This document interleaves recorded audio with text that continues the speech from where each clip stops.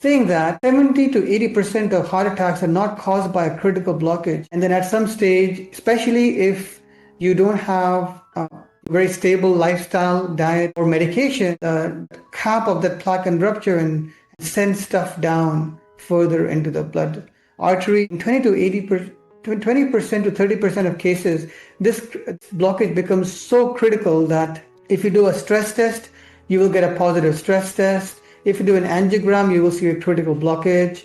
If you do, and this is the cases where you might need a stent or something put in, or a bypass operation, saying that 70 to 80% of heart attacks are not caused by a critical blockage.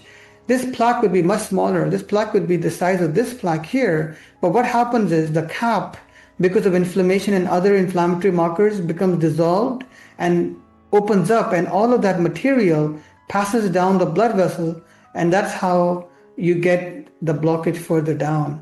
And particularly if you have something like a very small heart attack or a very minor mini stroke, is more commonly because of a small amount of fatty debris just getting into circulation and passing down into a small blood vessel. So what are the major physiological life factors which can lead to this? One is smoking, major, and vaping as well, because they both contain the nicotine.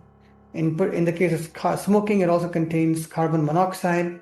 Sedentary behavior, so not being active, which is why I do recommend that you should do zone 2 cardio or at least some active sport at least 3 times a week. The third thing, which is a major lifestyle factor, is weight itself, particularly around the belly. Fat is particularly inflammatory and causes high triglycerides, high cholesterol, and heart disease.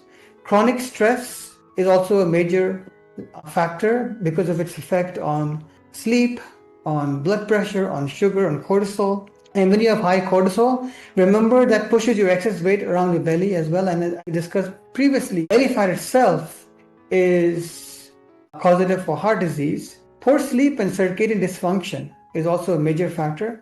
You must be aiming for 7 to 9 hours of good quality sleep. If you snore, make sure you get a sleep test done to screen for sleep apnea. Really important. If you snore, if I'm a doctor, send me an email and I will refer you for a sleep test. If I'm not your doctor, email your own doctor, but you must get a sleep test done if you snore. That is extremely important.